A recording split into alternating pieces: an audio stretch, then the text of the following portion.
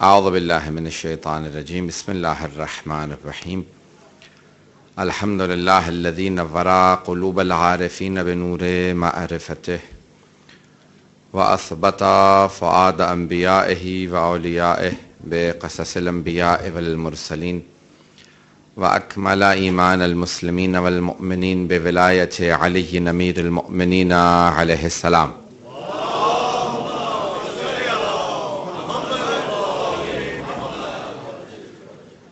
والصلاة والسلام والتحية والإكرام على أفضل الموجودات العبد المؤيد والرسول المسدد والمصطفى الأمجد المحمود الأحمد أعني أبا القاسم محمد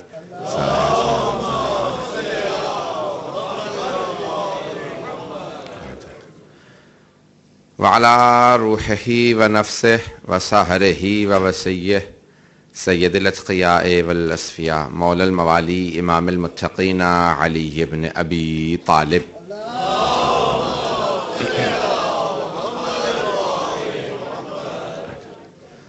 وعلى اوصیائه لا سیما بقیت اللہ فی الارضین روحی وارواح العالمین لتراب مقدمہ الفدا واللعنة الدائمة على أعدائهم أجمعين من الآن إلى قيام يوم الدين. أما بعد فقد قال الله الحكيم في كتابه الكريم بسم الله الرحمن الرحيم إن الذين يؤذون الله ورسوله لعنهم الله في الدنيا والآخرة وأعد لهم عذابا مهينا. صدق الله العلي العظيم. صلوات.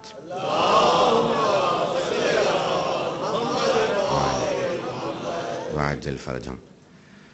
حضران گرامی، تاخیر میں بھی جانتا ہوں کافی ہو چکی ہے اور یہ تقریباً اختتام مجلس کا وقت ہے. آپ لوگ کافی تاخیر سے بیٹھے ہوئے ہیں.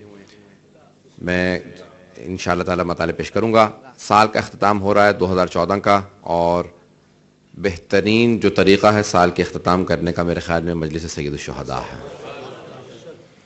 اور میں جو چہرے دیکھ رہا ہوں تقریباً لندن کے اکثر اداروں کی یہاں بکنی موجود ہے کہ جتنے بھی سننے والے آئے ہیں مجھے یہ یقین ہے کہ سب بہترین سامعین آئے سننے ہی کے لیے. اور کیونکہ میں تقریباً لندن اس کے اطراف میں سب جگہ سفر کرتا رہتا ہوں، جو چہرے میں دیکھ رہا ہوں مجھے اندازہ ہے جن بزرگوں کو بھی دیکھ رہا ہوں کہ تاخیر ہو چکی ہے، اور مجھے پتہ ہے میری مائیں بہنیں بھی بیٹیاں موجود ہیں. پورے اس کے اندر جتنا بھی مجمع موجود ہے وہ صرف جناب سید الشہداء کی محبت میں ان کی ولایت کے اندر آیا ہے. عزیزان گرامی، میں نے جس آیت کا انتخاب کیا تھا سورہ احزاب 33واں سورہ ہے، اس کی آیت نمبر 55 اور 56، دو آیات ساتھ ساتھ ہیں. 55ویں آیت تو ہر شیعہ بچے کو یاد ہے کہ ان اللہ و ملائکتہ یصلون علی النبی یا ایھا الذین آمنوا صلوا علیہ وسلموا تسلیما.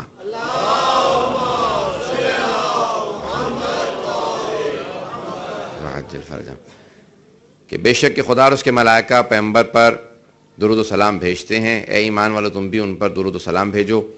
عزیزان گرامی، اس کی فوراً بعد والی آیت جو ہے میرا عنوان رہی ہے کہ ان الذین یؤذون اللہ ورسولہ، بے شک کہ وہ جو اللہ اور اس کے رسول کو اذیت دیتے ہیں، لعنہم اللہ فی الدنیا والآخرہ، خدا دنیا اور آخرت میں ان پہ لعنت کرتا ہے. وأعد لهم عذابا مہینا، اور اللہ نے ان کے لیے بہت ہی سخت عذاب رکھا ہوا ہے جو پیغمبر کو اذیت دیتے ہوں. عزیزان گرامی، پیغمبر کا فرمان ہے کہ ما اوذی نبی کما اوذی، تو کسی نبی کو اس طرح سے اذیت نہیں دی گئی جس طرح سے مجھے اذیت دی گئی ہے. اور علماء نے یہ لکھا کہ جبکہ دوسرے انبیاء، بہت سے انبیاء ایسے گزرے جن کو لوگوں نے پتھر مار کے جان سے مار دیا ہے اور شہید کیا، یعنی اس برے طریقے سے ان کے لیے اذیتیں، لیکن پیغمبر کو کبھی ایسی کوئی اذیت نہیں ہوئی. اس کے باوجود بھی آپ فرما رہے ہیں ما اوذی نبی کما اوذیت، کسی بھی نبی کو ایسی اذیت نہیں دی گئی ہے جیسی مجھے اذیت دی گئی ہے. عزیزان گرامی، پیغمبر فرما یہ رہے ہیں کہ میری اذیتیں صرف میری ذاتی اذیتیں نہیں ہیں، میری جو آل کی اذیتیں ہیں وہ بھی میری اذیتیں ہیں. تو اب عزیزان گرامی، یہاں پہ جو اللہ نے اس آیت کے اندر لعنت کی ہے وہ صرف پیغمبر اسلام کے دشمنوں پہ نہیں ہے، پیغمبر اسلام کو اذیت دینے والوں پہ نہیں ہے، بلکہ پیغمبر کی ذریت پہ اذیت دینے والے، ان سب کو بھی اذیت دینے والے ان پہ ایک لعن ہے. عزیزان گرامی، موضوع جناب مختار ہیں. میں نے کل جہاں تک بات پہنچائی تھی، اب بہت سے میں نئے چہرے بھی دیکھ رہا ہوں. جہاں تک میں نے بات کو پہنچایا تھا کہ جب یزید 64 ہجری میں فی النار ہوا، مر گیا، تو مروان فوراً حکومت میں آیا. یہ بھی بنو امیہ سے تھا. یہ بہرحال بنو امیہ کا پورا خاندان جو پہلے سے حکومت میں رہا، مروان تیسری خلافت کا داماد تھا. مروان نے فوراً خط لکھا عبید اللہ ابن زیاد کو. بات اگر یہاں تک آپ کو کل یاد ہو جہاں پہ میں نے بات کو چھوڑا تھا کہ عبید اللہ ابن زیاد نے ایک مرتبہ بصرہ جو کوفہ اور بصرہ دونوں کا گورنر تھا, اس نے فوراً سفر شروع کیا اور جیسے بھی وہ پہنچا.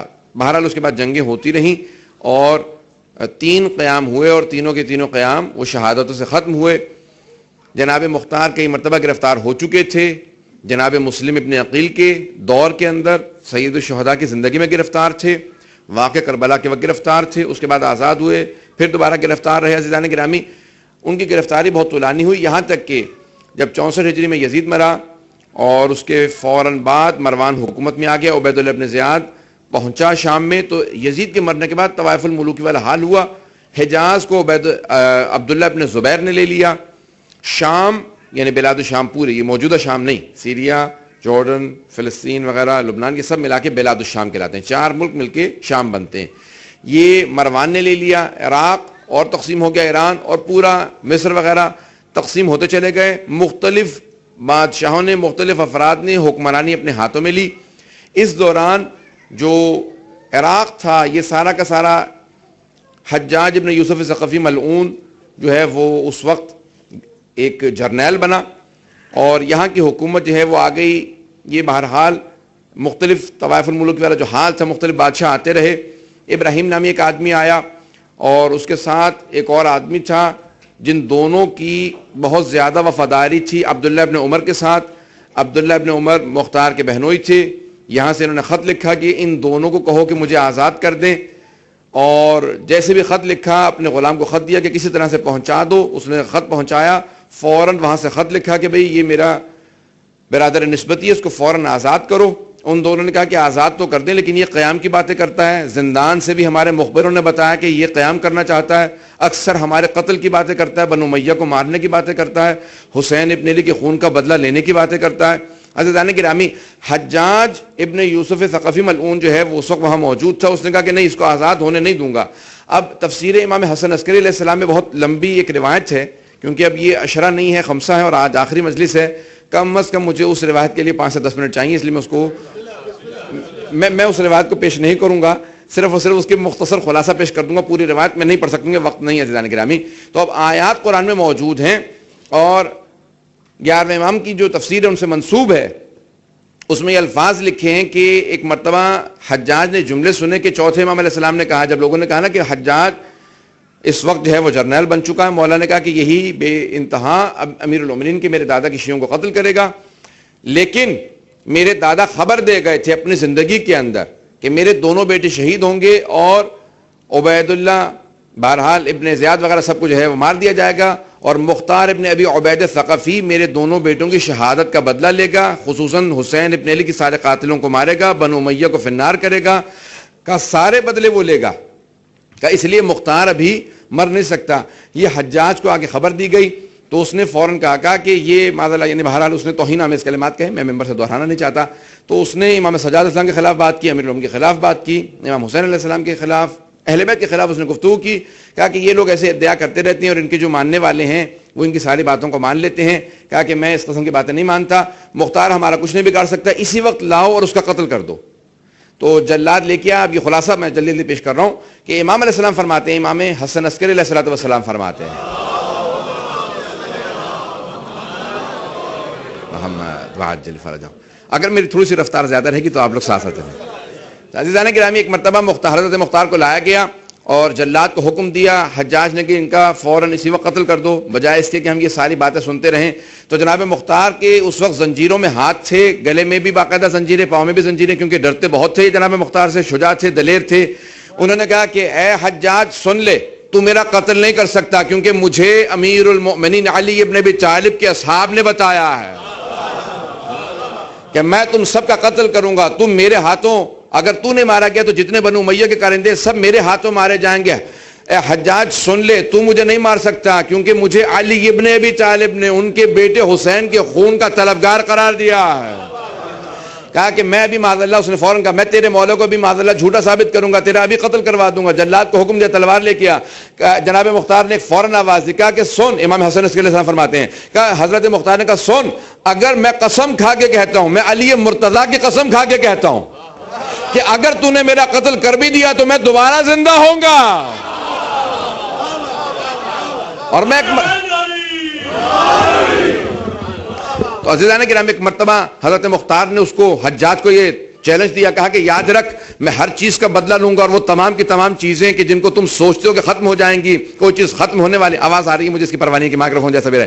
تو عزیزان کرام ایک مرتبہ جناب مختار نے اس کو جملہ کہا, اس نے جلاد کو بلایا, جلاد آیا اور ایک مرتبہ تلوار اٹھانا ہی چاہتا تھا کہ محسوس ہو رہا کہ اس کو غنودگی آ رہی ہے, ایک مرتبہ زمین پہ گرا, کہا یہ مر گیا ہے, بے ہوش ہو گیا ہے, سو گیا ہے, ذرا ہلا کے دیکھو. جناب مختار نے دوبارہ آواز دے کے کہا میں نے کہا تھا نا, میرے مولا نے کہا ہے, تو میرا قاتل نہیں ہے. عزیزان گرامی دوسرے جلاد کو بلایا, یہاں تک کہ خود سے ایک مرتبہ حجاج خود اٹھا, تلوار ہاتھ میں لی, ایک مرتبہ ابھی چلانا ہی چاہتا تھا تلوار کو, جناب مختار زنجیروں میں تھے اور مسکرا رہے تھے کہ مجھے یقین ہے جو میرے مولا نے کہا ہے.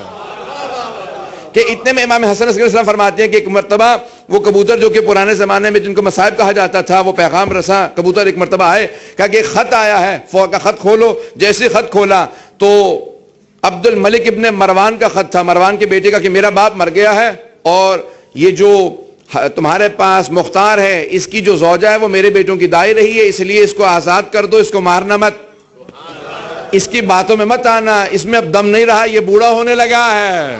تو جو ہے جانے کے رامی کہ یہ ہمارا کچھ نہیں بگاڑ سکتا, کہا کہ دل تو چاہتا تیرا گلا کاٹ دوں, لیکن کیونکہ حاکم کا خط آیا ہے اور انہوں نے تسلی دلا دی, اس لیے مجھے اطمینان ہے, تو کچھ نہیں کر سکے گا, اس کے ہاتھوں کھولو, اس کو آزاد کر دو. عزیزان گرامی جناب مختار کا آزاد ہونا تھا, کہا کہ کچھ شرائط ہیں ہماری کہ تو قیام نہیں کرے گا. کہا ٹھیک ہے, اور کیا شرط ہے؟ کہا اگر تو نے قیام کیا تو 1000 اونٹ تو خانہ کعبہ کے اندر ہدی کرے گا, قربانی دے گا, یعنی خانہ کعبہ کے قریب مینا کے اندر قربانی دے گا. کہ 1000 جانور تو ذبح کرے گا, اپنے جتنے تیرے غلام ہیں سارے آزاد ہو جائیں گے. یہ قسم کھا کہ ہمارے خلاف قیام نہیں کرے گا, نہیں تو سارے غلام تیرے آزاد, 1000 قربانیاں دینی پڑیں گی. تو انہوں نے کہا مجھے سب منظور ہے. جب باہر نکلے گا اتنا اگر اس سے زیادہ مانگتے میں سب کچھ دینے کے لیے تیار تھا.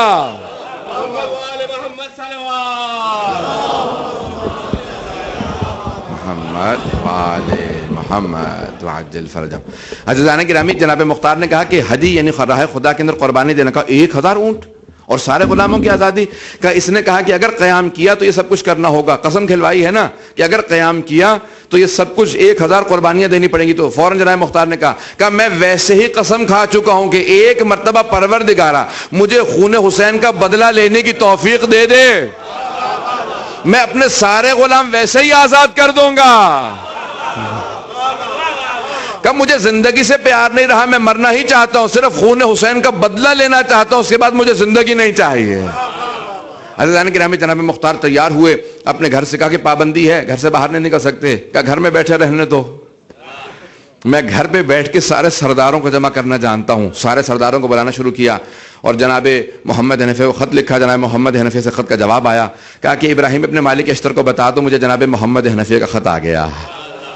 وہ بار بار کہتے تھے, کیونکہ وہ امیر المومنین کے جو قریبی ترین اصحاب تھے, ان میں سب سے جو قریبی ہیں نا اصحاب امیر المومنین میں جناب مالک اشتر ہیں, کہ جن کی شہادت پہ مولا نے کہا تھا کہ اللہ اللہ مالک. ذرا نہج بلاغہ اٹھا کے دیکھیے, 3 حصے ہیں, مولا کے خطبے, خط اور پھر مولا کے اقوال, کلمات قصار جنہیں کہا جاتا ہے. اس میں جا کے دیکھیں مولا فرماتے ہیں اللہ اللہ مالک, یعنی جناب مالک کی تعریف کر رہے ہیں تو مولا کہتے ہیں اللہ کیا مقام ہے جناب مالک اشتر کا. مولا فرماتے ہیں کہ اگر مالک پہاڑ ہوتا تو اتنا بلند پہاڑ ہوتا کوئی پرندہ اس کی بلندی کو نہ پہنچ سکتا. اگر پتھر ہوتا تو اتنا قیمتی پتھر ہوتا کوئی اس کی قیمت نہ لگا سکتا. عزیزان گرامی مولا فرماتے ہیں کہ مالک کو مجھ سے وہ نسبت تھی جو مجھے رسول خدا سے تھی. اس جملے کو ضائع نہ کیجیے گا عزیزان گرامی, اس سے بڑا جملہ کسی کے لیے نہیں مولا نے فرمایا ہے. کہ کان علی کما کنت رسول اللہ, مالک مجھ سے ویسا تھا جیسا میں رسول خدا کے لیے تھا.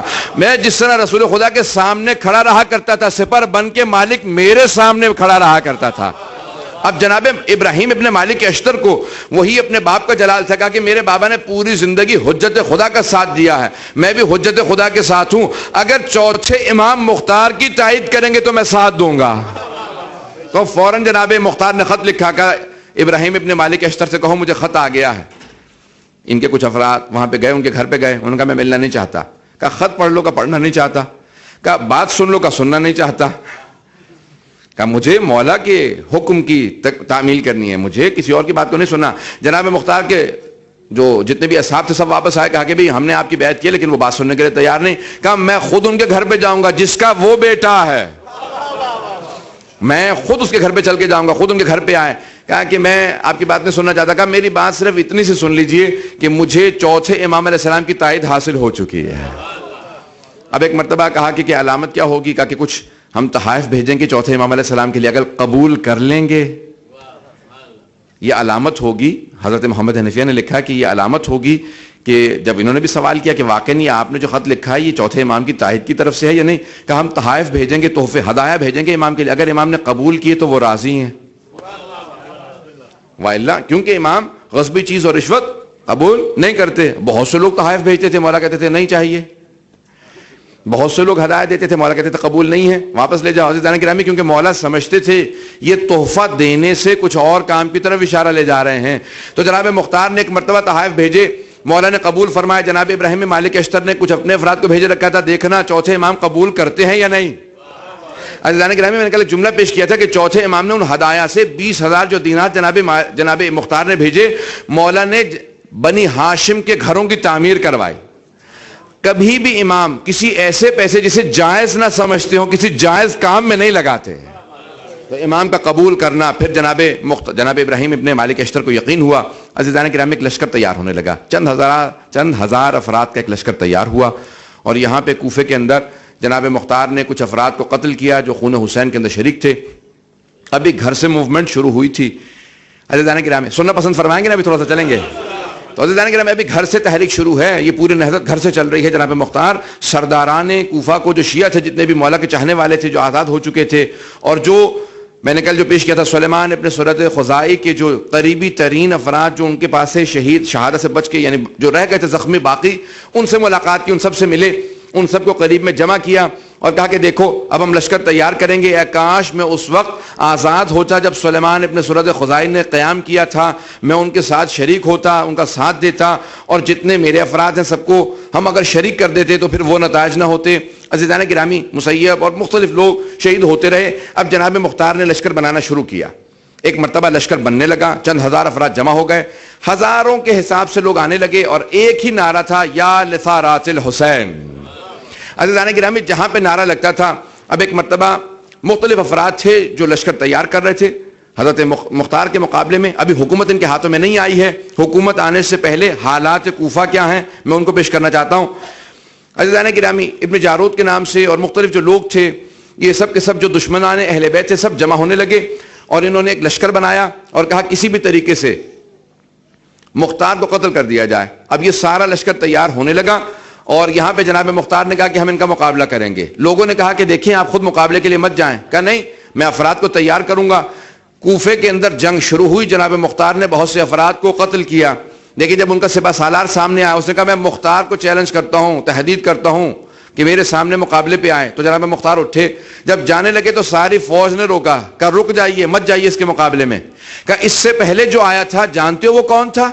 توجہ کیجیے گا عزیزان گرامی. کہا اس سے پہلے جو آیا تھا جانتے ہو وہ کون تھا؟ کہا نہیں ہمیں نہیں معلوم. کہا وہ وہی ہے جس نے حسن مجتبیٰ کے بیٹے کو شہید کیا تھا, جناب عبداللہ ابن حسن کو شہید کیا تھا. کہا اس کے مقابلے میں میں نے بھیج دیا. کہا یہ ہے یہ جو لشکر 18 یا 20 ہزار کا, طبری نے 20 ہزار کا لشکر لکھا, میں نے کل عرض کیا تھا 3383, یہ ہمارے علماء نے لکھا کہ جناب مختار نے 3383 افراد کو قتل کیا. عزیزان گرامی طبری کی میں الفاظ دیکھ رہا تھا اور لوگوں نے, انہوں نے کہا 3,83,000 افراد فی النار کیے ہیں.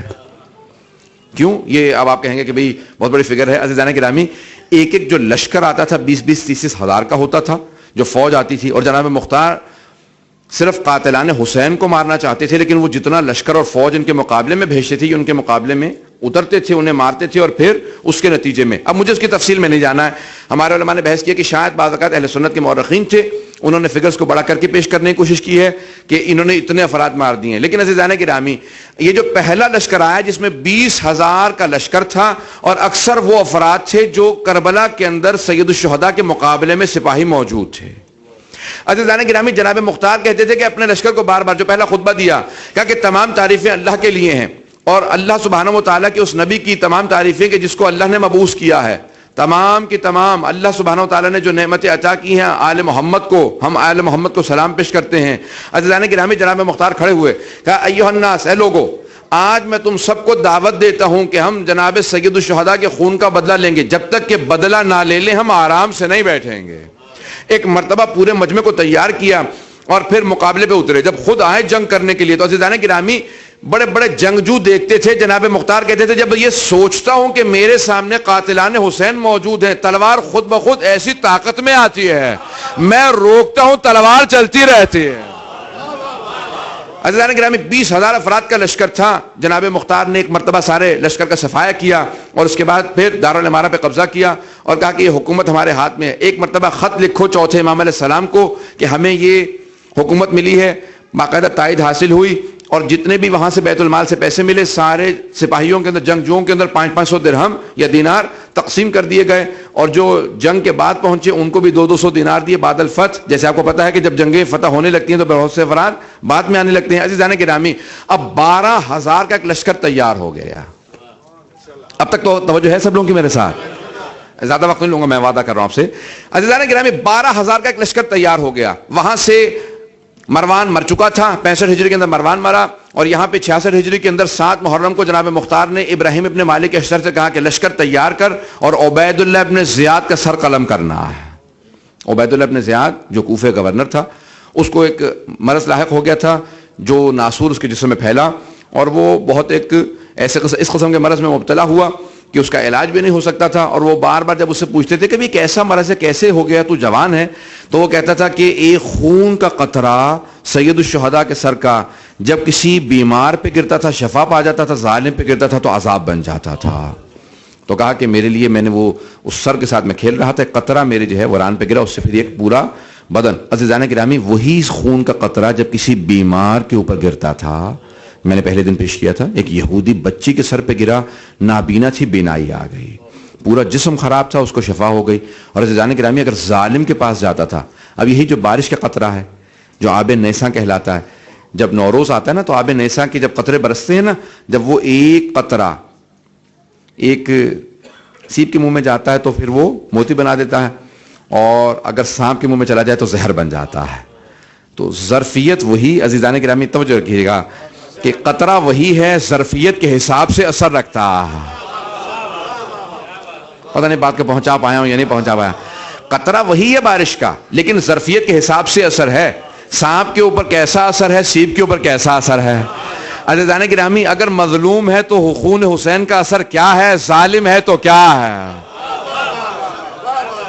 اگر بات کو پہنچا پایا ہوں عزیزان گرامی۔ عزیزان گرامی اب جناب مختار نے ایک مرتبہ لشکر تیار شروع کیے۔ میں وقت نہیں لینا چاہتا، صرف ایک جملے کو یہاں پہ روک کے کہنا چاہتا ہوں۔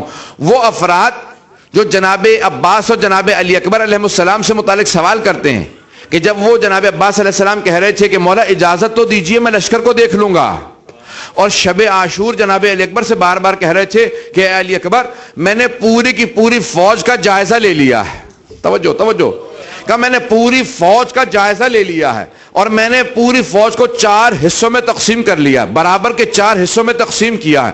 2 حصوں سے میں اکیلا جنگ کروں گا، ایک حصے سے علی اکبر آپ جنگ کیجئے گا، ایک حصے سے سارے اصحاب جنگ کریں گے۔ میں جلدی سے میرے مقابلے میں جو آئیں گے ان سب کو فنار کرنے کے بعد تمہاری مدد کے لیے آؤں گا۔ علی اکبر پھر ہم دونوں، علی اکبر جو تمہارے مقابلے میں افراد ہوں گے ان سب کو قتل کریں گے، پھر ہم اصحاب کی مدد کریں گے۔ عزیزان گرامی جناب عباس شب عاشور یہ جملے کہہ رہا ہے۔ عزیزان گرامی جناب عباس کی شجاعت پہ، ان کے اس نظریے پہ، ان کے جملوں پہ کوئی کبھی ذہن میں شبہ نہ آنے دے۔ عزیزان گرامی اگر جناب مختار صرف خون حسین کا بدلہ لینے کی نیت کریں تو خدا اتنی ہیبت عطا کر دے کہ اتنے بڑے بڑے لشکروں کے مقابلے میں اکیلے کافی ہوں، اور وہ جس کے اندر خون حیدر کرار ہو۔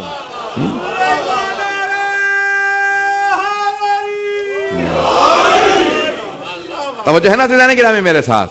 تو اب جناب عباس علیہ السلام کا یہ جو جملے بار بار فرماتے تھے، جب جناب حر نے ایک مرتبہ لجام فرس میں ہاتھ ڈالا، روکا جناب سید الشہداء کو، کہا مولا اجازت ہے، 1000 ہی کا تو لشکر ہے، 1000 ہی کا تو لشکر ہے، اجازت دیجیے میں بھی ان کو بھی دیکھ لیتا ہوں۔ کہا کہ عباس ہم پہل نہیں کرنا چاہتے۔ تو عزیزان گرامی جناب عباس علیہ السلام کہ یہ 4 افراد اگر کسی جنگ میں جمع ہو جاتے تو روایت کے الفاظ ہے کہ پوری جنگ کا نقشہ پلٹ دیتے۔ جناب محمد حنفیہ، جناب عباس، جناب علی اکبر اور جناب عبداللہ ابن جعفر طیار، معصومین کا نہیں کہتے کیونکہ معصوم اکیلا سب کے لیے کافی ہوتا ہے.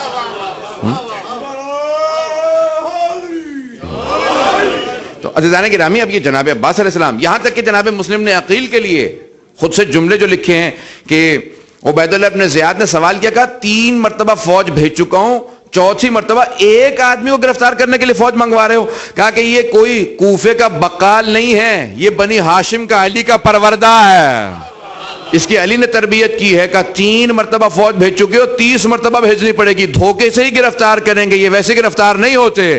عزیزان گرامی روایت کے الفاظ ہے، جب جناب مسلم نے عقیل اگر کوئی قریب آ جاتا تھا اور جناب مسلم کا ہاتھ اس تک پہنچتا تھا تو ہاتھ سے اٹھا کے پھینک دیتے بالا خانے پہ. عزیزان گرامی یہ جناب مسلم نے عقیل اور جناب عباس ان کے متعلق کہتے ہیں نگاہوں سے کھا لیتے تھے. جب ایک مرتبہ کیونکہ چہرے پہ ہمیشہ امیر المومنین کی طرف سے نقاب رکھتے تھے، دھول اڑتی تھی، مولا فرماتے تھے کہ میری تلوار اتنی تیز چلتی ہے کہ دھول پھر منہ میں جاتی ہے اور ناک میں جاتی ہے، اس لیے ہمیشہ چہرے پہ نقاب رکھتے تھے. جناب عباس بھی ہمیشہ چہرے پہ نقاب رکھتے تھے، ان کا ہاتھ بھی بہت تیز چلتا تھا. تو فرماتے تھے کہ چہرے پہ نقاب ہوتا تھا، لیکن اگر آنکھیں نکال کے کسی کو ایک مرتبہ دیکھ لیتے تھے اس کا پتا وہیں پانی ہو جاتا تھا. نگاہیں ایسی تھی جناب عباس کی. امیر المومنین جب آنکھوں سے دیکھتے تھے، روایت کے الفاظ ہیں کہ دانتوں کو بھینچتے تھے اور ایک مرتبہ جب آنکھیں کھول کے دیکھتے تھے آنکھیں سرخ ہو جاتی تھی. جس کو دیکھتے تھے وہ ویسے ہی لڑنا نہیں چاہتا تھا. یہ امیر المومنین اور جناب عباس کے لیے بھی ملتا کہ نگاہیں جناب عباس کی وہی تھی جو امیر المومنین کی تھی. اور مولا نے صرف آنکھوں کو دیکھ کے کہا تھا ھذا قمر بنی ہاشم. جناب عباس کے لیے کہ چہرے پہ تو نقاب تھا، صرف آنکھیں نظر آ رہی تھی اور ایک چہرے کے ماتھے کے صرف کچھ بال نظر آ رہے تھے، تو کہا تھا عزیزان گرامی جب بھی یہ لوگ بدلہ لینے کے لیے کھڑے ہوتے تھے تو آواز دیتے تھے کہ یا لثارات الحسین. جب ایک مرتبہ دن گزر گیا، جناب مختار مسلسل جنگ کرتے رہے، رات کا وقت آیا کہ جو ہمارا ساتھ دینے والا ہے اپنے بالا خانوں پہ چھتوں پہ کچھ آنکھ جلا دے. عزیزان گرامی رات کا دیکھیے بصیرت کیا ہوتی ہے، رات کا وقت ہوتا ہے، آگ تھوڑی سی بھی ہو تو بہت زیادہ لگتی ہے. اب ہر بالا خانے پہ آگ تھی، تو جن کے گھروں پہ بالا خانوں پہ آگ نہیں تھی وہ بھی کہہ رہے تھے ہم بھی جلا لیتے کہ ایسا نہ ہو کہ ہم مشخص ہو جائیں. اب دشمنوں پہ اتنا خوف بیٹھا کہ ہر بالا خانے پہ آگ موجود ہے، اس کا مطلب ہے سارے مختار کی طرف چلے گئے، ہماری طرف کوئی نہیں ہے. عزیزان گرامی خود بخود دشمن کوفے کو چھوڑ چھوڑ کے بھاگنے لگے. کہ تیار ہو جاؤ، باہر نکل کے آمادہ کرنا اپنے آپ کو. کوفے کا ماحول یہ ہے کہ اس وقت ہر آدمی ایک ہی نعرہ لگا رہا ہے اور اس نعرے کا نام ہے یا لثارات الحسین. عزیزان گرامی یہی نعرہ ہوگا صاحب الزمان علیہ السلام کا. اگر یہ نعرہ ائمہ علیہ السلام کو پسند نہ ہوتا تو کبھی بھی جناب مختار کے نعرے کو 12ویں امام سے منسوب نہ کرتے. پتہ نہیں بات کو پہنچا پا رہا ہوں یا نہیں پہنچا پا رہا کہ ہمارے ائمہ نے کہا کہ حضرت صاحب الزمان علیہ السلام کا بھی یہی نعرہ ہوگا جو حضرت مختار نے اور دوسرے جتنے بھی نہضتوں نے نعرہ بلند کیا تھا. عزیزان گرامی یا لثارات الحسین. بس ایک مرتبہ عبید اللہ ابن زیاد کا سر قلم کیا گیا، اب میں اس کی تفصیل میں نہیں جاؤں گا. عزیزان گرامی اب چاروں طرف خوف و ہراس پھیلنے لگا. جتنے قاتلان جناب سید الشہداء تھے فرار کرنے لگے، کوئی بھاگ بھاگ کے کہیں پناہ لیتا تھا. عزیزان گرامی جناب مختار بس ایک نعرہ بلند کرتے تھے، کہتے تھے جو جہاں بھاگتا ہے اسے بتا دو کہ پہاڑوں پہ جاؤ گے تو وہاں تمہیں پناہ نہیں ملے گی، زمین میں گھسو گے وہاں پناہ نہیں ملے گی، میں زمین کی گہرائیوں سے نکال کے ماروں گا، پہاڑوں کی بلندیوں سے اتار کے ماروں گا. کہ میرے ہاتھ کے اندر جب تک چین نہیں آئے گا جب تک کہ قاتلان حسین کو اس جہنم کے گڑھے کے اندر نہ پہنچا دوں جس کا میں نے خدا سے وعدہ کیا.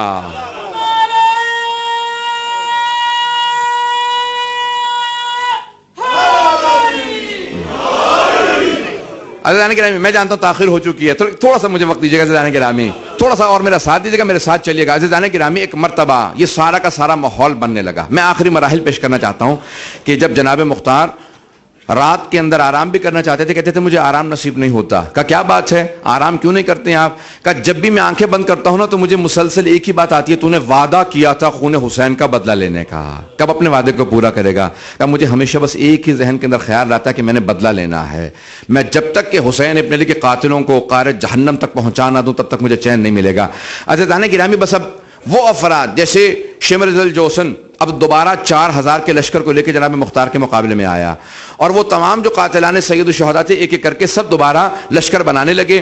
میں آج جو تاریخ لے کے آیا ہوں تو خود ابو الفدا نے اور طبری نے اور دوسرے اہل سنت کے بڑے بڑے مورخین نے یہ الفاظ لکھے ہیں کہ وہ تمام کے تمام افراد دوبارہ جمع ہونے لگے کہ لشکر تیار کر لو، 72 سے مقابلہ کیا تھا، اب یہ 12000 کا لشکر ان سے مقابلے کے لیے تیار ہو جاؤ. عزیزان گرامی ان صرف 12000 کا روب یہ تھا 12 اور عدد بھی بہت ہی عجیب و غریب ہے. عزیزان گرامی 12,000 کا یہ روپ تھا کہ 20,000 40,000 اور 60,000 80,000 کے لشکر تیار ہوتے تھے. لیکن جب لشکر ایک مرتبہ جناب مختار کو آتا دیکھتا تھا, سفید پرچم بلند ہوتے تھے اور سب کا ایک ہی نعرہ ہوتا تھا, اور ویسے بھی سب کو ایک نعرہ ڈرا رہا ہوتا ہوگا. جو جناب سید الشہداء کے خون سے اپنے ہاتھوں کو غلیظ کیے ہوئے تھے, ان سب کو جب ایک مرتبہ نعرہ سننے میں آتا تھا, یا لسارات الحسین, عزیزان گرامی بس حسین کا نام سنتے تھے سب کے سینے پھٹنے لگتے تھے, آنکھوں میں خوف آنے لگتا تھا, کان پھٹنے لگتے تھے, دماغ چھوٹے ہونے لگتے تھے, پاؤں بڑے ہونے لگتے تھے, فرار کے لیے جگہ کم ہونے لگتی تھی, زمین چھوٹی ہو رہی تھی, آسمان سے لرزا آ رہا تھا.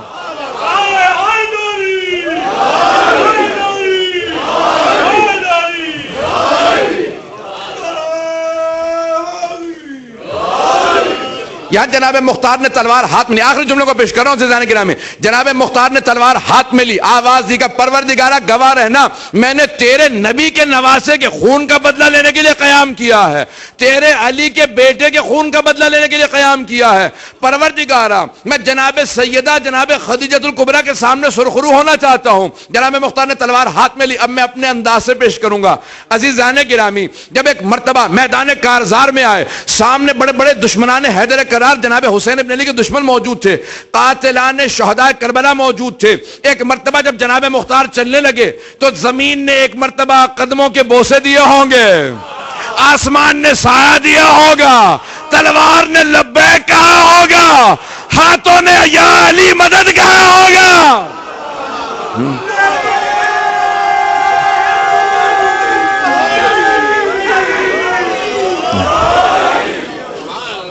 توجہ ہے نا عزیزان گرامی, بس پورا ماحول بننے لگا, سب کے سب استقبال کرنے لگے, ہر طرف سے صدائیں آ رہی تھی ہاتھ چومنے کی. عزیزان گرامی قدموں کے بوسے دے کے زمین لبیک کہہ رہے تھے.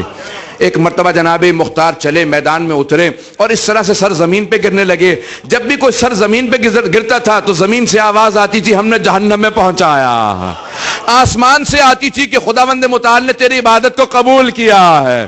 اے مختار یہ کائنات گواہی دیتی ہے کہ سارے ملائکہ تیرے سر پہ سایہ کیے ہوئے, تو خون حسین کا بدلہ لے رہا ہے. عزیزان گرامی روایات کے الفاظ ہیں کہ اس عزاداری کے فرش کے اوپر نہ جانے کتنے ملائکہ ہوتے ہیں, ہمارے گناہوں کی وجہ سے ہمیں نظر نہیں آتے, یہاں نہ جانے کتنے ملائکہ آپ کو چاروں طرف سے گھیرے ہوئے ہوتے ہیں. عزیزان گرامی ان سارے ملائکہ صرف ہمارے گریے کے چند آنسوؤں کے لیے, توجہ توجہ, ہمارے آنسوؤں کے لیے اتنے ملائکہ موجود ہوتے ہیں, اور جو خون حسین کا بدلہ لے رہا ہو تو سارے ملائکہ مرحبا مرحبا مرحبا کہتے ہوں گے. ہر طرف سے آوازیں آتی ہوں گی, مختار جو کام ہم کرنا چاہتے تھے خدا نے تجھ سے کروایا.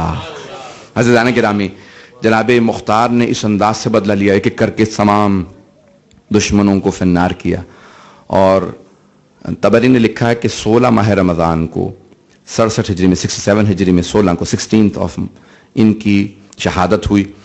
اور شہادت کے وقت کہتے ہیں کہ ان کے چہرے پہ کوئی خوف نہیں تھا, اور مسکراتے ہوئے بار بار کہتے تھے کہ مجھے اس بات پہ بڑا اطمینان ہے کہ جو وعدہ میں نے خواب میں کیا تھا, قبر سید الشہداء پہ حضور میں کیا تھا, خود حاضر ہوا تھا, کہ اس وعدے کو میں نے پورا کر دیا.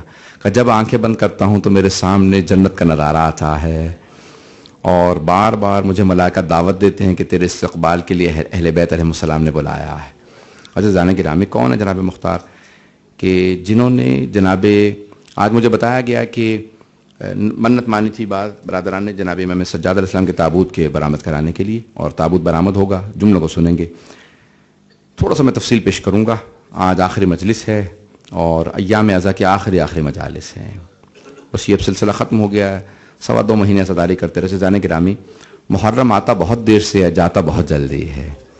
پوری دنیا میں محرم آتا ہے چلا جاتا ہے, لیکن ہمارے برصغیر کی تہذیب میں سید الشہداء آتے ہیں, سید الشہداء تشریف لاتے ہیں. عزیزان گرامی ہر دل ذرا تھوڑا سا سنیے گا. عزیزان گرامی یہ آخری ایام ہیں, بس یہ سوچ لیجئے کہ انشاءاللہ ہمیں دوبارہ خداوند متعال یہ توفیق عنایت فرمایا کہ مجالس کریں. عزیزان گرامی جب جناب مختار سر قلم کرتے تھے نا, تو خاص جو دشمن تھے ان کے سر بھیجتے تھے امام سجاد کو. کیوں؟ جانتے تھے کہ مولا سجاد سر دیکھ کے خوش ہوں گے. تو جب کچھ سر بھیجے, جب عمر سعد کا سر بھیجا, جو لشکر کا سپہ سالار تھا. یہ روایت آپ نے سب سے سنی ہوگی, میں بھی پڑھتا ہوں. مجھ سے ایک مرتبہ ایک بزرگ نے سوال کیا کہ مولانا یہ آپ ہمیشہ روایت پڑھتے ہیں اور میں ہر عالم دین سے سنتا ہوں کہ جناب زینب کبریٰ نے عمر سعد سے کہا, پسر سعد تو دیکھ رہا ہے اور میرا بھائی مارا جا رہا ہے. کہ اس سے توقع کیا تھی, اس سے کیوں کہا بی بی نے؟ تو میں نے کہا کہ وہ جس صحابی کا بیٹا تھا سعد بن وقاص کا, اور اس پورے کے پورے لشکر کے اندر جس کو سب سے زیادہ معرفت تھی امام حسین کی وہ تھا, اور اس کو خود امام حسین نے شب عاشور بلا کے کہا تھا کہ دیکھ تو اپنی عاقبت کیوں خراب کر رہا ہے, تاکہ مجھے رئیس شہر کی حکومت کا وعدہ کیا ہے. مولانا کا تجھے حکومت نہیں ملے گی اور تجھے اس برے طریقے سے دنیا میں قتل کیا جائے گا کہ بغیر حکومت کے تیرے بستر پہ اٹھنے بھی نہیں دیا جائے گا. یہ روایت کے الفاظ ہیں. اور وہی ہوا, اس کو اس کے بستر پہ بڑے برے طریقے سے مارا. تو اس وقت وہ ایک مرتبہ رو کے کہنے لگا کہ خسرت الدنیا والآخرت, میں نے دنیا بھی خسارہ کر دیا اور آخرت بھی خسارہ کر دیا. پوری رات سید الشہداء نے کہا سوچ تو کیا کر رہا ہے, جنت میری طرف ہے, ادھر آ جا. پوری رات سوچتا رہا. اس کے بعد فجر کی نماز پڑھی اور فوراً آنے کے بعد ایک تیر کمان میں رکھا اور سید الشہداء کی طرف چلانے کے بعد کہا ایھا الناس, لوگو اے میری فوج, گواہ رہنا پہلا حسین کو تیر میں نے مارا. جب اس کو مارنے لگے نا تو خود ہی کہتا تھا کہ اب میں سو نہیں پاتا ہوں, جب بھی میں آنکھیں بند کرتا ہوں تو ایک بی بی برقع پوش میرے سامنے آتی ہے. وہ برقعے میں آ کے کہتی ہے کہ اے پسر سعد تو نے میرے بیٹے کو مارا ہے. عزیزان گرامی, جب یہ اس کو مار رہے تھے نا تو کہہ رہا تھا کہ میرے سامنے جہنم کی آگ نظر آ رہی ہے کہ مجھے کہاں گرایا جائے گا. جناب مختار نے کہا کہ اس کے سر کو ضرور مدینے بھیج دینا. چوتھے امام کو بڑا صدمہ تھا اپنے بابا کی شہادت کا. اس کے سر کو بھیجا گیا تو پہلی مرتبہ امام مسکرائے اور کہا کہ اور پوچھو مختار سے کہ ہرملہ کے سر کو کب بھیجے گا. امام سجاد علیہ السلام کو چند باتوں کا بڑا صدمہ تھا. اکثر امام سجاد سے جب پوچھا گیا نا, حتیٰ یہاں تک کہ اگر کوئی بنی اسد کا مرد ملتا تھا نا امام سجاد سے, ہرملہ ابن کاہل اسدی, یہ بھی بنی اسد سے تھا, تو مولا سجاد ہمیشہ فوراً کہتے تھے اے بنی اسد تم میں ایک ہمارا خون باقی ہے ابھی. پوچھے مولا کون سا؟ کہا یہ جو ہرملہ نے میرا بھائی مارا تھا. کہا ابھی تک میرے بھائی کا خون کا بدلہ باقی ہے. جملے سنیں گے عزیزان گرامی. مسلسل امام سجاد کو ایک بات کا بڑا صدمہ تھا. جملوں کو اگر سنیں گے, اگر میں پیش کر پاؤں ان جملوں کو. عزیزان گرامی, جب بنی اسد ہی نے مدد بھی کی تھی سید الشہداء کے دفن میں, اور جب بنی اسد آئے تھے نا تو سارے کے سارے چاروں طرف کھڑے ہو گئے اور امام سجاد سے پوچھا کہ مولا سجاد, جناب حبیب بن مظاہر, مسلم بن اوسجا, یہ سب بنی اسد سے تھے. جب سید الشہداء آئے تھے تو انہوں نے کہا تھا کہ ذرا عباس بلاؤ جن کی یہ زمین ہے, میں ان سے زمین خریدنا چاہتا ہوں. زمین خریدی, 20,000 دینار دیے, درہم دیے. کہ یہ زمین میں تمہیں ہبہ کرتا ہوں, واپس تمہیں لوٹاتا ہوں, ہدیہ کرتا ہوں. کہ مولا کیوں؟ کہ میرے صرف 3 تم سے کام ہے. 3 کیا کیا مولا, کیا کیا کام ہے؟ کہ پہلا کام یہ ہے کہ ہمارے لاشیں دفنا دینا. کہ دوسرا, کہ اگر میرا کوئی زائر آئے نا تو اسے میری قبر کا نشان ضرور بتانا. کہ اور تیسرا کام, کہا کہ اگر میرا کوئی غریب زائر آئے جس کے پاس کھانے پینے کو نہ ہو, اسے 3 دن مہمان روکنا. خود مولا بھوکے پیاسے گئے لیکن اپنے زائر کو بھوکا پیاسا برداشت نہیں کرتے. کہ اسے کھانا ضرور کھلانا, پانی ضرور پلانا. مولا ایک مرتبہ بنی اسد نے کہا کہ مولا یہ تو اگر کوئی کافر بھی مر جائے تو اس کا دفنانا واجب ہے, آپ نواسہ رسول ہیں, یہ آپ نے کیوں وصیت کی ہے؟ کہ نہیں, بڑے بڑے وقت آ جاتے ہیں, ہمارے لاشیں زمین پہ پڑے نہ رہنے دینا. پھر مولا نے جملہ کہا کہ اے بنی اسد کے مردوں ذرا جاؤ اپنی مستورات کو بھیج دو, ان سب سے کہو کہ حجاب میں آئیں. سب مستورات نے برقعے لیے. کہ مولا آپ نے بلایا ہے, اگر جملوں کو سن سکے, اگر دیکھ سکے میری طرف. ایک مرتبہ سید الشہداء نے کہا کہ دیکھو بیبیو, میں زہرا کا بیٹا ہوں, اگر تمہارے مرد کسی وجہ سے ہمیں نہ دفنائیں تو تم پانی بھرنے کی نیت سے آنا, 1 مٹھی خاک ہمارے لاشوں پہ ڈال دینا. وہ ساری مستورات چلی گئیں. جب جانے لگی تو مولا نے کہا اے بیبیو اپنے بچوں کو بھیج دو. ان کے بچے آئے. جب بچے آئے نا, کہا بچوں میں سکینہ کا بابا ہوں. کہا بچوں اگر تمہارے ماں باپ مجھے نہ دفنائیں, ہمارے لاشیں دھوپ میں نہ پڑے دینا. ہمارے لاشیں دھوپ میں نہ پڑے رہیں. اے بچوں کھیلتے ہوئے آنا, ایک ایک مٹھی خاک ہمارے لاشوں پہ ڈال دینا. عزیزان گرامی 3 دن تک پھر بھی لاشیں پڑے رہے. شہداء کربلا کے 3 دن لاشیں پڑے رہے. جب 13 محرم کا دن نکلا نا, وہاں سے مسورات نکلی پانی بھرنے کے لیے, تو انہوں نے کہا بنی اسد کے مردوں, روز قیامت جناب سیدہ کو کیا منہ دکھاؤ گے؟ تم گھروں میں بیٹھے ہو, وہاں زہرا زادے کا لاشا دھوپ میں پڑا ہے. تو ان سب مردوں نے کہا ہمیں عبید اللہ ابن زیاد سے ڈر لگتا ہے. کہا نہیں, پھر ہمیں اجازت دو, ہم لاشیں دفنا دیتے ہیں. کہا نہیں, ہم جائیں گے. اٹھے آئے, جب لاشیں دفنانے کے لیے آئے نا بنی اسد کے مرد, تو انہوں نے آ کے دیکھا کہ سارے لاشیں پڑے ہوئے ہیں, کسی بھی لاشے کا سر نہیں ہے. شاید میں جملے پیش کر چکا ہوں, بس میں آگے بڑھوں گا. عزیزان گرامی, جب امام سجاد علیہ السلام آئے تھے نا لاشیں دفنانے کے لیے 13 محرم کو, تو بنی اسد کے سارے مرد پوچھتے رہے کہ کون سا لاشا کہاں دفنا, امام بتاتے رہے. آخر میں بنی اسد نے کہا اے قیدی, ایک ننھا سا لاشا, یہ لاشا کہاں دفنا ہے؟ کہا یہ لاشا میرے ہاتھوں میں دے دو. امام سجاد نے وہ لاشا لیا, کہا اب سب پیچھے چلے جاؤ. بنی اسد کے مرد کہتے ہیں ہم نے دیکھا امام سجاد نے وہ لاشا امام حسین کے سینے پہ رکھ دیا. سارے شیعہ سنی مورخین نے لکھا ہے کہ امام سجاد نے جناب علی اصغر کو امام حسین کے سینے پہ سلایا. میں نے بہت سوچا مولا ایسا کیوں کیا آپ نے؟ تو شاید امام سجاد کہیں میرے بابا کو ایک بہن کو سینے پہ سلانے کی عادت تھی, میں نے سوچا کہ میری بہن نہ صحیح بھائی صحیح. اجرکم اللہ, اجرکم اللہ. میں نے مصاحب ابھی تمام نہیں کیا, میں تو آج طولانی مصاحب پڑھنے والا ہوں. عزیزان گرامی, آج کوئی بخل نہ کرے رونے کے اندر. آخری مجلسیں ہیں, یا قسمت یا نصیب. اب یہ 2014 کی تو مجلسیں نصیب نہیں ہوں گی, اگلے برس جو ہم میں سے ہوگا گریہ کرتا رہے گا. عزیزان گرامی, امام سجاد نے لاشے کو الٹا کر کے سینے پہ لٹایا. اب میں روایت پیش کر رہا, مرجع کے ہاں میں مجلس میں بیٹھا ہوا تھا, وہاں ایک ذاکر ایک وائس پڑھ رہا تھا مجلس, آقا خود بھی رو رہے تھے. کیا مجلس تھی؟ وہ جملے دہرا رہا تھا کہ جب امام زمانہ ظہور کریں گے تو پہلے مکے سے مدینے جائیں گے, اور مدینے سے پہلے کربلا آئیں گے. یہ روایت میں نے خود بھی دیکھی ہے کہ پہلے کربلا آئیں گے, پہلے نجف نہیں جائیں گے, کاظمین نہیں جائیں گے, سامرہ یا مشہد یا قم یا دمشق نہیں, سب سے پہلے کربلا آئیں گے. جب کربلا آئیں گے کیا کریں گے؟ روایت کے الفاظ ہے, جب امام علیہ السلام چلیں گے نا امام حسین کے حرم کی طرف, تو سارے شیعہ امام کو دیکھ کے رونے لگیں گے. امام ایک مرتبہ اپنے نالین اتار دیں گے, جب چلنا شروع کریں گے جو دیکھے گا روئے گا. 12ویں امام کو جو دیکھے گا وہ روئے گا. امام علیہ السلام آگے بڑھیں گے, ایک مرتبہ امام کے لیے حرم کے دروازے کھلیں گے, امام اندر تشریف لے جائیں گے. اب جو بھی حرم کے اندر دیکھے گا وہ دیکھ دیکھ کے روئے گا. ایک مرتبہ ذریعہ مقدس کے دروازے کھولے جائیں گے. جملے سنیں گے عزیزان گرامی, روایت کے الفاظ ہیں امام ذریعہ مقدس میں داخل ہوں گے, 12ویں امام ذریعہ مقدس کے اندر جائیں گے, پھر اپنے دونوں ہاتھ قبر مطہر میں ڈالیں گے اگر دیکھ سکیں. روایت کے الفاظ ہیں 12ویں امام اپنے دونوں ہاتھ امام حسین کی قبر مطہر میں ڈالیں گے. جب دونوں ہاتھ قبر مطہر میں ڈالیں گے نا تو ایک ننھا سا لاشا اٹھائیں گے, ایک لاشا اٹھا کے سینے سے لگائیں گے, بہت دیر تک پیار کریں گے, پھر ایک مرتبہ سارے مجمع سے سوال کریں گے, اور رونے والوں مجھے یہ بتاؤ اس بچے کا کیا جرم تھا؟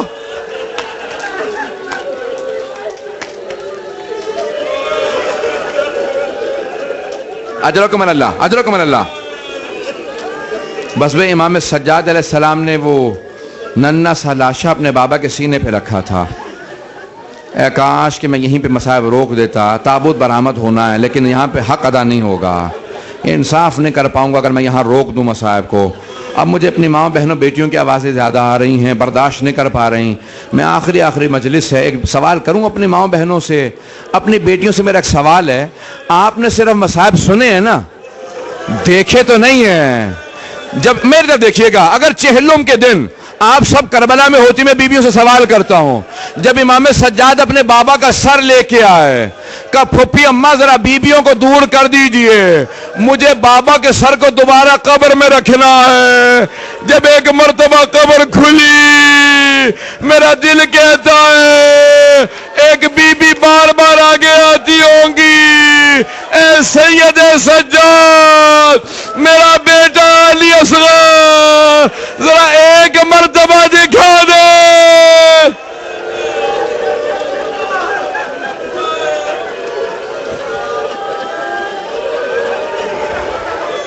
اجرکم اللہ، اجرکم اللہ. بس بھائی تمام کر رہا ہوں، 5 سے 7 منٹ کی زحمت دوں گا. امام سجاد نے بڑے مخفی انداز سے بابا کے سر کو واپس قبر میں رکھا، قبر کو بند کر دیا. بار بار روکتے تھے پھوپھی اماں کسی بی بی کو دیکھنے نہ دیں. کیوں؟ جانتے تھے کوئی بی بی مر جائے گی، یہ بیویاں برداشت نہیں کر سکیں گی. بس بھائی امام سجاد علیہ السلام واپس گئے. آج میں ایک جملے کو کہوں گا، مجھے معاف کیجئے گا اگر برداشت نہ کر سکیں، کیونکہ امام سجاد کا تابوت ہے. مجھے مردوں میں معلوم نہیں کون ہوگا کون نہیں، مسورات میں شام سے ایک بی بی ضرور آئے گی. اے میرے شام کی قید کا ساتھ دینے والے سجاد. بس میں جملوں کو سنیں گے، جلدی جلدی پیش کروں گا، زیادہ وقت نہیں لیتا آپ کا. عزیزان گرامی، امام سجاد علیہ السلام کا تابوت ہے. عزیزان گرامی، وہ شام سے لے کے کربلا سے شام اور شام سے دوبارہ کربلا، وہ امام علیہ السلام جو مسلسل مصائب کو یاد کر کے روتے رہے. جب ایک مرتبہ مدینے واپس پہنچے، جا کے ایک مرتبہ اعلان کروایا کہ ذرا مدینے والوں میں اعلان کر دو میرے بابا کربلا میں شہید کر دیے گئے ہیں. اب یہ قافلہ حسین کے ساتھ واپس نہیں آیا ہے. آخری جملہ پیش کر رہا ہوں. آواز دی، کہا سب اعلان کر دو. حضرت محمد حنفیہ نے جملہ سن لیا. یہ نہیں سنا کہ حسین مارے گئے. کسی نے جا کے بتایا، کہا کہ آپ کے بھائی حسین کا قافلہ واپس آ گیا. گھوڑے پہ سوار ہو کہ میں اپنے بھائی کا خود استقبال کروں گا. گھوڑے کو ایڑ لگائی، خود سے فوراً پہنچے. جیسے ہی دیکھا نا کہ جناب عباس کا علم حضرت امام سجاد کے ہاتھوں میں ہے، وہیں پہ گھوڑے کو روک دیا.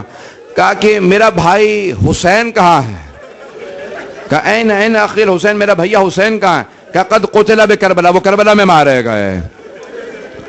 کہا اور علی اکبر؟ کہا وہ بھی مارے گئے. کہا اتنا سب کچھ ہو گیا، عباس کہاں تھا؟ کہا عباس بھی مارے گئے.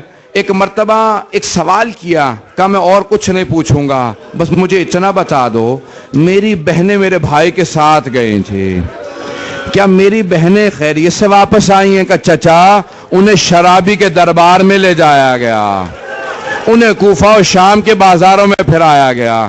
جناب محمد حنفیہ گھوڑے کی پشت سے زمین پہ گر گئے. امام سجاد آگے بڑھے، چچا کا سر اٹھا کے زانوں پہ رکھا. کہ چچا ہمت کیجئے، گھر واپس چلیں گے.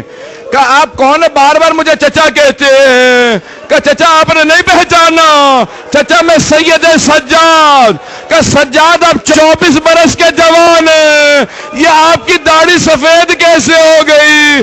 کہ چچا آپ نے سنا کہ زینب و ام کلثوم یزید جیسے شرابی کے دربار میں گئی. چچا آپ نے سنا، آپ گھوڑے کی پشت سے گر گئے، میں آنکھوں سے دیکھ کے آیا ہوں جب باغیوں کا مجمع. اجرکم اللہ، اجرکم اللہ. بس بھی آخری جملے سن لیجئے. تابوت برآمد ہونے والا ہے، 2 منٹ کی زحمت دوں گا. اب آپ میں بھی سننے کی طاقت نہیں رہی، رونے کی طاقت نہیں، مجھ میں پڑھنے کی طاقت نہیں.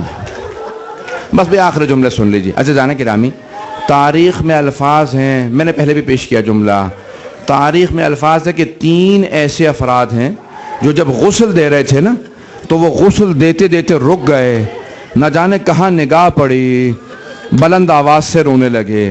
پہلے امیر المؤمنین تھے، جب غسل دے رہے تھے نا، رات کا وقت تھا، ایک مرتبہ کا سیدہ ہاتھ کو ہٹاؤ، پورے جسم پہ پانی ڈالنا واجب ہے، بی بی نے ہاتھ کا ہٹانا تھا. علی جیسا شیر زمین پہ ظرف آب رکھا، بلند آواز سے رونے لگے. جناب فضہ نے پوچھا مولا کیا بات ہے؟ کہ فضہ زہرا نے مجھ سے چھپایا، زہرا کا پہلو شکستہ تھا، زہرا کی پسلیاں ٹوٹی ہوئی تھیں.